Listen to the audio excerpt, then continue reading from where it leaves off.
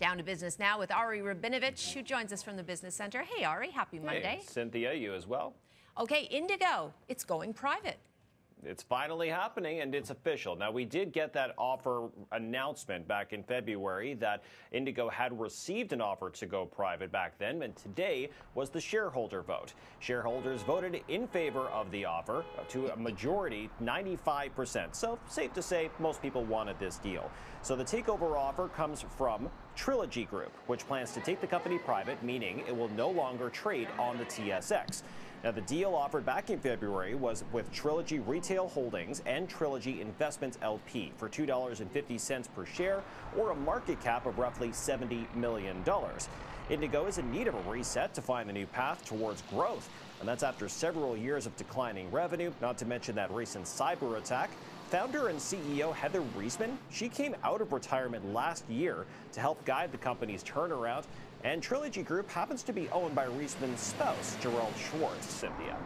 Interesting. Okay, well, we'll see where that goes. Now, Ari, a pair of much hyped movies hit theaters over the weekend, but it appears the customers stayed away. And it's not necessarily because the movies are bad, or at least not all of them, Cynthia, because Memorial Day is typically a very busy time at the box office, especially in the U.S.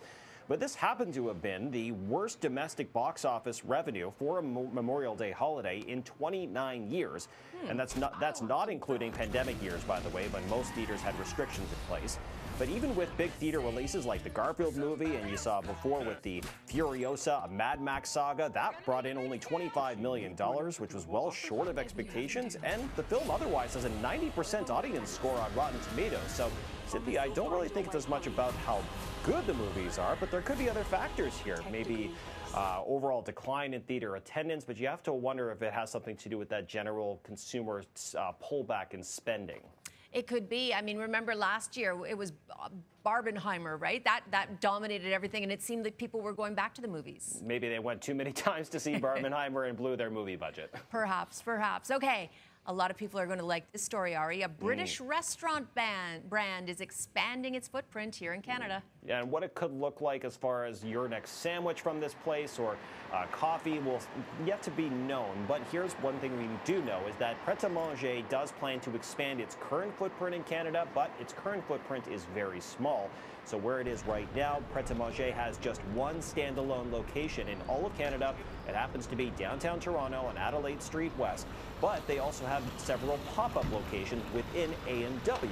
Now, Pret A Manger's Canadian operations are run by A&W's Canadian group, and they have extended a development deal with Pret A Manger's UK-based company. Again, Pret A Manger is based in the UK, wildly popular there, as well as throughout Europe and parts of America.